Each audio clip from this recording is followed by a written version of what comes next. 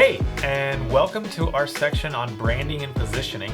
So we're going to start off by talking about the differences between being a generalist and being a specialist. Right, so when you're just starting out, you're going to be kind of picking what type of clients you want to serve or what type of work you want to do.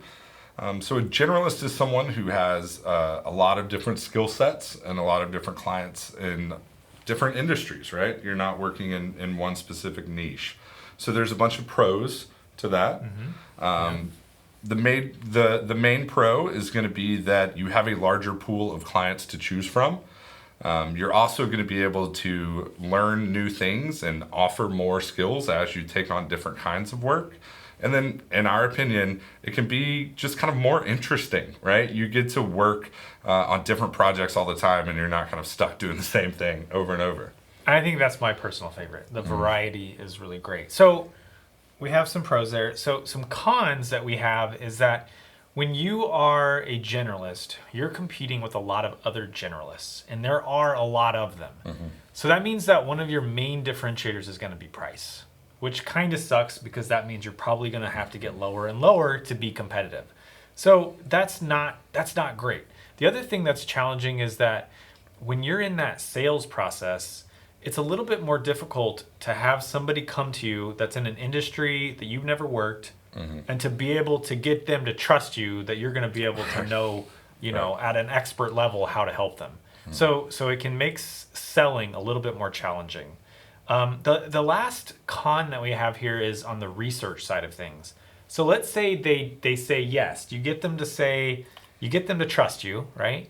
And now you got to learn everything that you need to do to be able to be an expert in that particular industry or that service, like you've done with your other clients. And so it's going to add a lot more time, which is going to cut back on your profit. So you may be thinking now like, oh, well, maybe I don't want to be a generalist. Maybe I want to be a specialist. And so when we say specialist, we mean someone who maybe has a skill set they focus on, or even more specific. Maybe you're an illustrator and you have a specific kind of illustration you do. So there are some benefits to that, right? Yeah, so some of the benefits for that would be there's less experts that are offering that service, which means you can charge more money, right? That expertise is going to come at a premium. It's also a lot easier to sell. When we have a client or a potential client that says, hey, we're in the oil and gas, and we saw that you worked for X customer of ours, or competitor even, it's so much easier for us to sell. And especially when we can say, yeah, hey, we're a great fit for this project, and check out the 5 other projects that we did that were in the same industry and very similar to what you're needing. Right, we have an apples to apples comparison of this type of project working in the past. Yeah, that makes it so much easier to sell. The other piece of this is that you are going to have less competition just in general, right? So you have less competition, less people trying to do the same thing that you're doing. You can increase your pricing, and it's easier to sell. Right. So I think there's some cons, definitely, to being a specialist. So we talked about a smaller competition pool as a pro. You also have a smaller client pool, right? So you're going to kind of be narrowing who you're going to offer services to. The other thing that can happen is if you get tied into one specific industry or trend, there can be a downturn, right? If you're working for all oil and gas clients and then the oil and gas market has a downturn, a lot of your business may dry up. So not having that diversity there sometimes can hurt you if you're not careful, right? You kind of have to make sure you're not keeping all your eggs in one basket. The other thing that is a little tricky sometimes is if you have a process set up for one specific type of client or type of work, and then someone else comes in, you may really want to take that project, but it may hurt your profitability, right? Because you're still probably going to charge the same as you would for your other clients, but now you have a lot more work to do to figure out how to work in that space. Yeah, anytime you have to reinvent the wheel, it's going to cost money.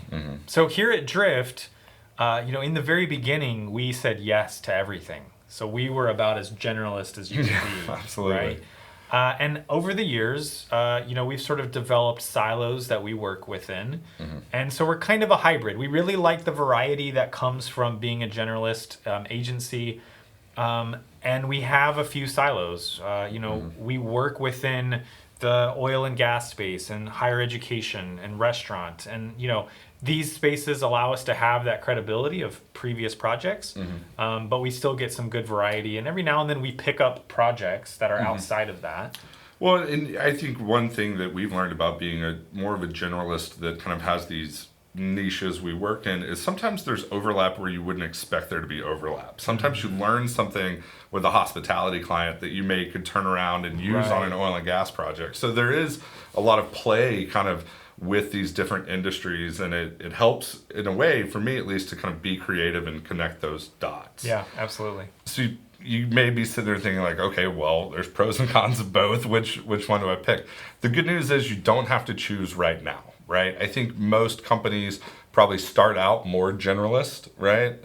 And then as you develop skill sets or different niches of clients in different industries, you'll kind of naturally develop these silos of different kinds of work or different kinds of clients. And at that point, you can decide if you want to double down or, hey, maybe I want to show work from other types of projects or industries to widen the types of work I'm taking in again.